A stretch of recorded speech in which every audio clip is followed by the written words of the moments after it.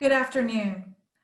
I'm Julie Decker, President and CEO of the FSU Alumni Association, and I am delighted to welcome you to our 8th episode of the Webinar Wednesday series. I would like to acknowledge the events taking place across the country today and what a difficult week it's been in particular for our Black faculty, staff, alumni, and students. We stand unequivocally with our Black community as we all confront racism and the lack of justice weighing heavy on our hearts today. Your alumni staff is committed to using our programmatic platform to provide resources and to support our FSU family as we confront the necessary work ahead. It's my hope that today's webinar will provide you with the self-care resources you need during this time. And I'm so proud to introduce our speaker to you today, alumna and assistant teaching professor at the College of Social Work, Carol Campbell Edwards. Carol Campbell Edwards is an assistant teaching professor in the Florida State University College of Social Work. In addition to her teaching responsibilities, she serves as a member of the FSU College of Social Work faculty committees, including the Diversity Committee, Academic Affairs Committee, and the Student Advisory Committee. In 2018, Carol published in Child and Adolescent Social Work Journal a film review of resilience, the biology of stress, and the science of hope. Carol currently serves as president of the National Association of Social Workers Florida chapter and is chair of the National Council of Chapter Presidents. Her work was recognized as the 2020 Professor of the Year for the College of Social Work. Today, Carol's going to explain the importance of self-care, building resilience, and finding gratitude in the workplace and in our everyday lives. Carol, thank you so much for joining us today. It is a pleasure to have you with us. Thank you so much, Julie. It's really an honor to be here and to be able to share a positive message today. As Julie did the introduction, she talked about the recent events we're all facing. And if you are like me, it is impacting you in ways you probably could not have imagined. So for today, we're taking a moment out to take care of ourselves, to embrace joy, to talk about gratitude, and how we can work in an environment that is healthy, that promotes positive well-being, and one that we can really feel good about. So much of our work life is spent completing tasks and assignments and whatever your field of practice is. I'm sure that you want to do excellent work. And so sometimes in doing all of that, we forget to take care of ourselves. So today's message is all around those themes. So one of the first things I wanted to share with you is how you begin your day. Research tells us that the first thing you do in the morning really does matter. How you start your day, how you're waking up. So if we're thinking about how do we have a more positive, productive, and healthy day, how do we build that resilience muscle that so many of us are committed to building, it begins with how you actually wake up in the morning. So one of the first things I share with you is waking up with a spirit of gratitude. Thinking about what are those pieces of your life and parts of yourself that you feel grateful about. In the midst of any kind of turmoil, don't forget that there are positive things that are happening at the same time. I thought about some of the images that I've seen in recent days when I was feeling like, what is there right now to feel grateful for? But as I browsed through social media, I saw some images that I didn't see publicized widely on main media or on any media, really. There were images of people of all races, all kinds of ethnic groups and cultural groups and people who have different religions. They were gathered together. And it struck me that in the spirit of activism, there is so much unity. And so I thought about that and I said, wow, that's something to be grateful for. There is some progress we have definitely made. To not acknowledge that would, to me, be dishonoring my ancestors who gave so much to fight for the rights that we do have and for the opportunities that we're able to take advantage of now. Now, of course, we have so long to go, but we have so far to go. But in spite of that, I am grateful. So one of the first things I do in the morning is think about what are a couple of things that I'm grateful for today. Some of us may engage in meditation in the morning. You may engage in prayer. You may engage in journaling or talking to a friend. But whatever that activity is, the first thing in the morning, I would encourage you to begin your day with gratitude. Gratitude is like a shield. It protects you from some of the challenges, negative experiencing, and just challenging situations you will face throughout the day. So set yourself up for success in that sense. Begin your day with at least two things that you will feel grateful for that will kind of resonate with you throughout the day. Now, research also tells us that we're at our best, our absolute best in the morning. Our cognitive functioning is on full speed. We're thinking through complex problems. We're able to rationalize better. We have more positive outcomes. We're more productive. So all of those things are happening in the morning. So why not begin the day with a spirit of gratitude? That's really important. Another concept that I wanted to talk about, we mentioned resilience in the opening. So remember gratitude, because we'll come back to it. It's so important. But there's another concept, resilience. And now, more than ever, when we are experiencing traumatic stress in ways that we may not have predicted or planned for, we're going to need resilience. Resilience is all about developing the capacity to bounce back from an experience of adversity and trauma. Resilience, for me, I think of it as a muscle that you're exercising. It gets stronger. In fact, Dr. Nadine Burke, who is a physician and also the Surgeon General for the state of California, talks about resilience in the sense that she reminds us resilience is not something you're born with. It gets built over time, all right? So resilience is not something you're born with. It gets built over time. So the adversities that you go through, the challenging situations, what they do is they give you an opportunity to develop more resilience. Each time you're building that resilience, you get stronger for the next situation that you face.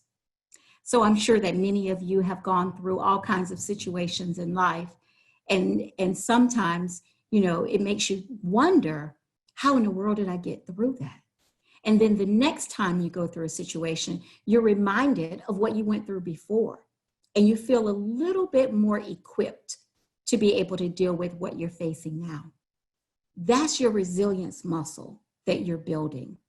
It's something that you will carry with you through every situation that you encounter. Now, there's some things about resilience. So one of the questions that I get asked sometimes is, well, how do you build resilience? How does it develop? So you have an adverse situation that occurs. And then, of course, you have a traumatic response to it. And then there's a need to tap into resilience or to build greater resilience. So there's some things we know about resilience now that can help us to develop it. Number one is recognizing that you can. So part of resilience is developing that mental capacity to believe that you can do it, even in the face of what seems very difficult or insurmountable. So resilience, that mental part of it, where you're believing in your own capacity to get over it, to heal from it, to move forward. A second thing you can do to build resilience is to engage in a sense of community with others. So resilience is strengthened by the connections you make with other people. So building those connections. So if we think about it in our work environment, let's think about working in an environment that may be stressful. if you start to build those relationships with like-minded people, people who are believing in positive things, their positive conversations, their work projects are innovative, they have an opportunity to create and to express themselves fully, that spirit of connection is something that will build your resilience. So surrounding yourself with positive people impacts the ability to build resilience. The other part of building resilience has to do with tapping into your internal resources. What are those strengths that you have that you can call forward? Some of us are more patient, some of us are more tolerant, some of us are not more tolerant or patient, but all of us have some strengths that we can build from. So part of resilience is looking at your internal resources, doing some self-analysis and thinking about what is it that I'm really good at? How do I bring those things forward? So your internal resources are so important. Number 4, a fourth trait that you can do to build resilience is to really recognize that sometimes we need help from others. Being able to ask for help, being able to be receptive of help is so important when we're building resilience. So investing in that. That could be professional counseling or talking with a therapist. It can be talking with your minister or your pastor. It can be talking with someone that's a trusted confidant, a friend, a family member. But part of resilience is recognizing when we need help from others. And then the final piece that I wanted to share about resilience is self-care.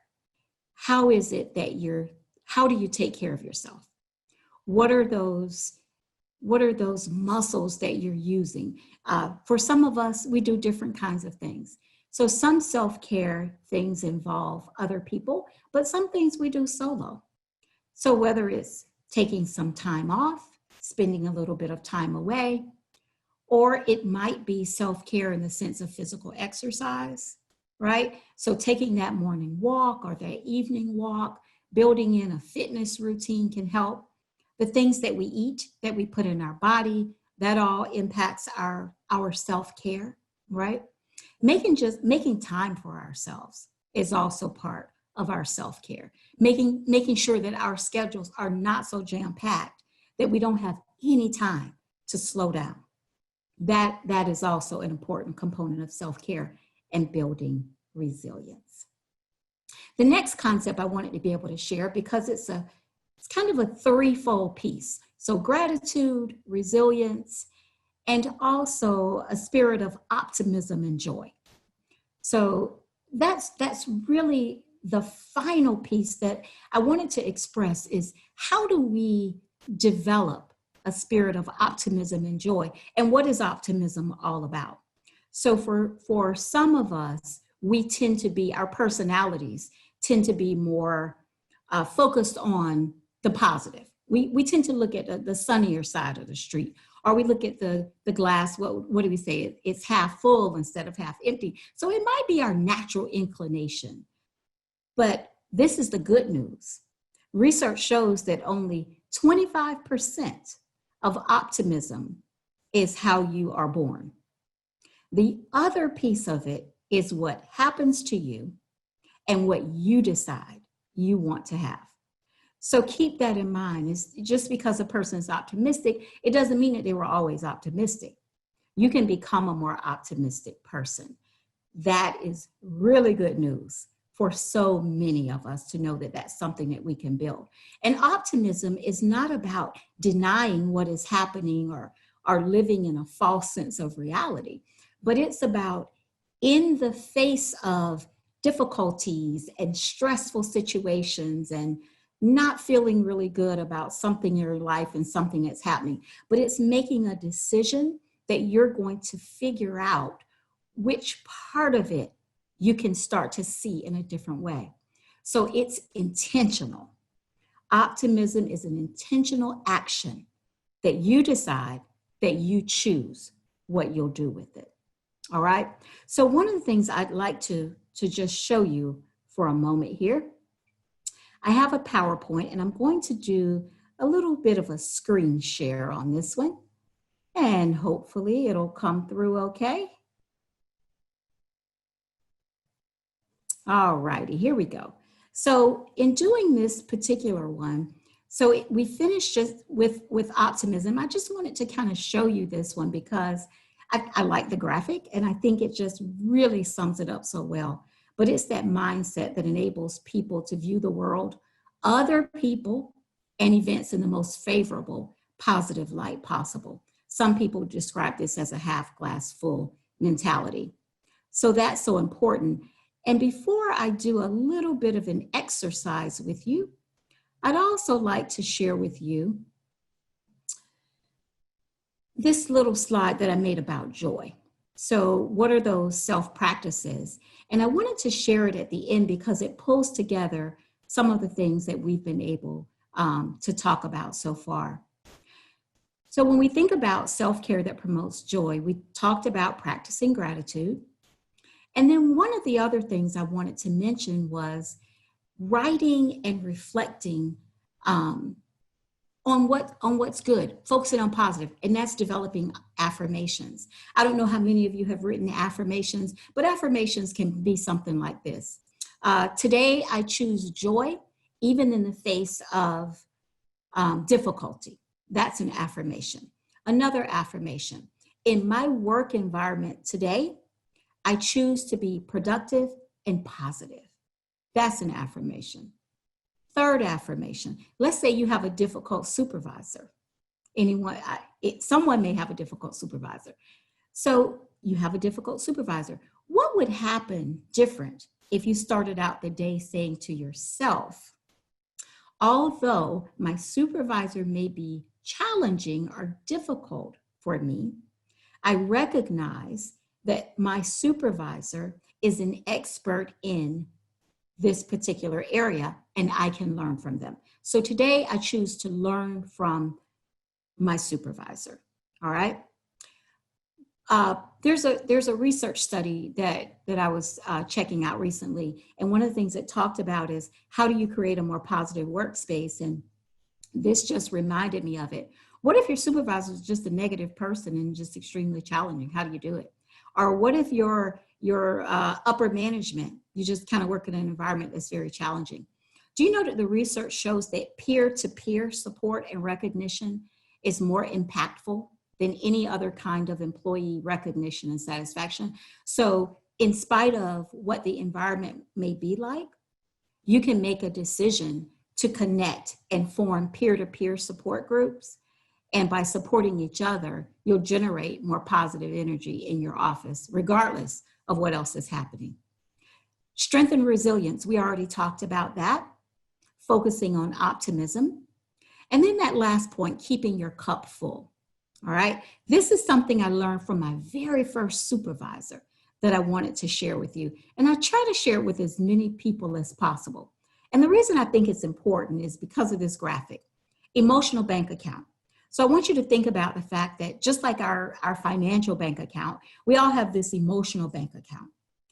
And there's a question on this slide that I put on here. Are you making more withdrawals than deposit? So are you taking more out emotionally? Are you giving more out? Or are you making more deposits?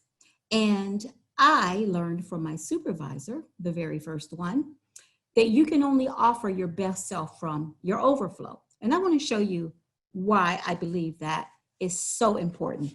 Most of us are taught to, be generous and give and contribute to others, of course. That's very important. But we also have to keep in mind that we have to take care of ourselves. And so I want you to think about this glass that I have. And this glass is full. It's full. Each and every one of us, I want you to imagine that we come into life with a full cup, right? And I think about this in the sense that you come into a day. And so let's say you start out with your cup full. And then, of course, throughout the day, right, you're giving out, right? You're giving to others, you're listening, you're contributing to your work team, you're sharing. And then you start to notice that your full cup is going down a little bit. So maybe you talk to someone for a little support and you get some more back in. But then you've got other things and you're contributing. You're taking kids to practice and you're taking care of relatives and you're giving out and you're giving out. And you notice that your cup is getting depleted. So what we learn is that we always say that don't let your cup run out. But what I learned is don't let your cup diminish, because if you give from this cup, imagine how less effective you would be compared to if you were giving from this cup. If your cup is full, you're going to give your best work and your absolute best self. What you give to others is not from your full cup, but I'm going to challenge you. You give to others, check this out, from your overflow. That is what you give to others. We have to keep our cup so full that we have overflow that we give to others. So I'm encouraging you today to keep your cup full, to do whatever it takes to make that happen. Thank you. That was fantastic, Carol. Thank you so much for that. I know the feedback we're seeing is people are really engaging with that, and it was wonderful. And you have such a way about you in presenting that information. Let me ask you about something you mentioned, asking for help. Mm-hmm. I think as we both know, we're here today in very difficult times for folks. But even in the workplace or in our daily lives with our families, our spouses, partners, asking for help, why do you think that's so hard? And what do you think is hard about saying, I need help, and the vulnerability of that? You know what, Julie? I think it's because we tend to give people pats on the back. We raise them up if they seem like they're doing, like they're doing everything. They're Superwoman, they're Superman, they're, they can do it all. And so there's this cultural expectation that people who are stronger don't need help, and that somehow asking for help diminishes us in some way. And it's something we should be embarrassed about, but as a clinical social worker, it's so important, I'm telling you.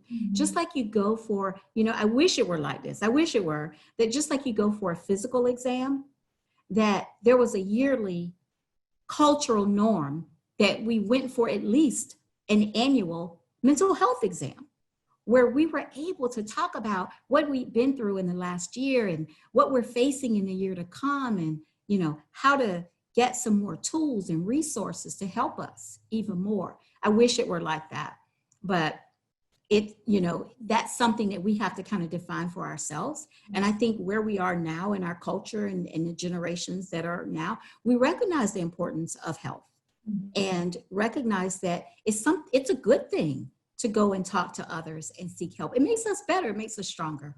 Yeah, and I think as you mentioned too, finding the community, the sense of community and peers at work is so important to being able to ask for help and trusting and those kinds of things. So another point you made, I wanted to ask, the giving from your overflow. Yes. And I see in this particular time of being home, mothers who are doing extraordinary work, fathers too. And some of our calls, I've seen mothers giving their work reports literally while they're opening the carton of milk to help pour the cereal. It's been phenomenal to watch our women navigate this time. Talk to those women about what the sense of luxury of taking care of yourself and overflow. And it's not a luxury is what I'm saying. And I think it's and you painted a very good picture. It's not a luxury, it's a necessity, but it feels like. My God. Absolutely. It is a necessity. I'm telling you. So take a break. So for all the parents out there that are doing double duty, you're working right now, you're a teacher right now, you're the guidance counselor right now, you're the cafeteria person right now, you're doing it all. So when set up some schedules, I would say, that sometimes we think that if we aren't entertaining our kids 24/7, we're not being a great parent. No, let's get over all that. All right. So let's set some realistic structure around the day. And when your kids have a break time, what I find parents doing is when their kids are, say, on a rest time, or you set up a quiet hour, right? That's a good idea. Set up a quiet hour. Then what parents do, they go and start doing the laundry, making dinner, they start doing other tasks. But their rest time and quiet time is your rest time and your quiet time. You're going to be so much better if you take that time. And no one is going to, fault you for any of it. In fact, it will help you. Because can you imagine if you had that hour break during the day, how much better you feel? And you don't have to feel guilty about it, right? Do you feel guilty about having your kids take a break time? You know it's good for them. It's good for you too. So take a break. Very good. Going to a question that was submitted early, going back to the workplace, what are some successful tools that can be used to motivate and excite longtime employees who have worked in the same position over a period of time? Okay, this is really a good one because I've worked in systems for long periods of time, so long stretches. And my natural personality is I get bored. So one of the things I suggest to you is to find innovative things that are happening that may not even be part of your job responsibilities, but something that interests you, that can give you some energy. So if there's a project happening or an initiative coming down, maybe you are not invited to be on that committee. Why not inquire? So ask about that. If it's something that interests you, that seems positive, make that recommendation. I'd really like to try that. Or this is a skill set I'd like to try.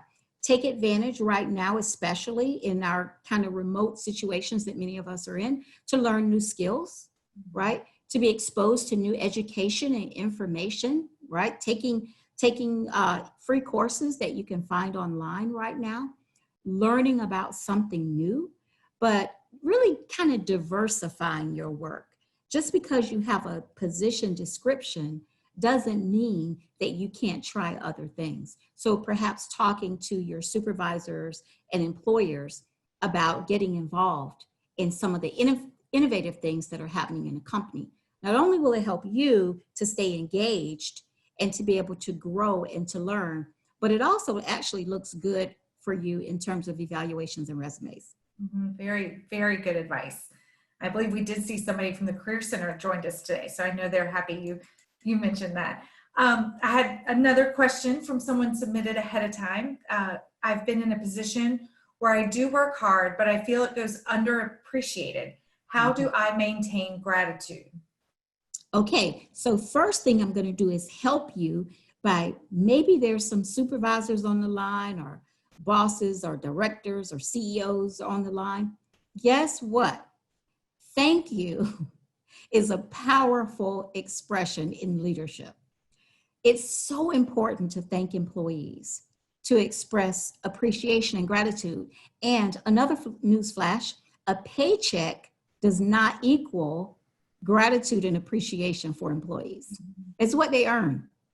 But to be able to express gratitude and appreciation from leadership, by making that investment, your return is so much greater.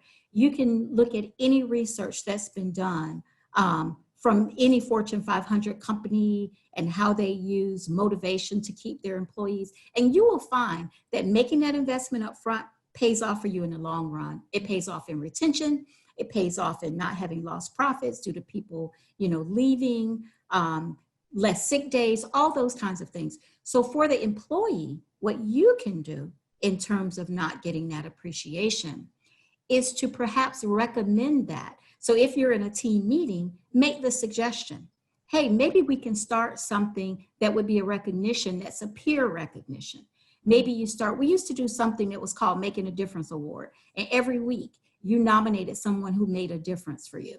Those generated so much positivity. And then we posted all of the little notes up on the wall. And all week we felt more motivated. So don't necessarily rely on upper management to fill that void, but use your peer connections to generate some of that appreciation. Appreciate each other, and also never forget, at the end of the day, one of the things that research shows us, if you take a couple of minutes and you think about what you accomplished that day, that sense of self-affirmation also makes an impact. Brilliant. Very good. Well, I have one final question for you. Okay. Often I say this is the most important one, but it's not. Tell us, what is your favorite memory of FSU? I understand you were a cheerleader when you were here. Perhaps, Yeah. but tell me, what is your favorite memory at FSU? Okay, probably my favorite memory at FSU had to do with the relationships that I formed. That my favorite memories at FSU was coming to this huge university, not knowing anyone, and then meeting people who would become lifelong friends. So I think about, all the different things we did. I mean, it was totally fun and exciting when I made cheerleading at FSU. Like, that was my goal. I was trying out for the cheerleading. And I remember when I found out I made it, I was so afraid. They used to post it on the door of the gym.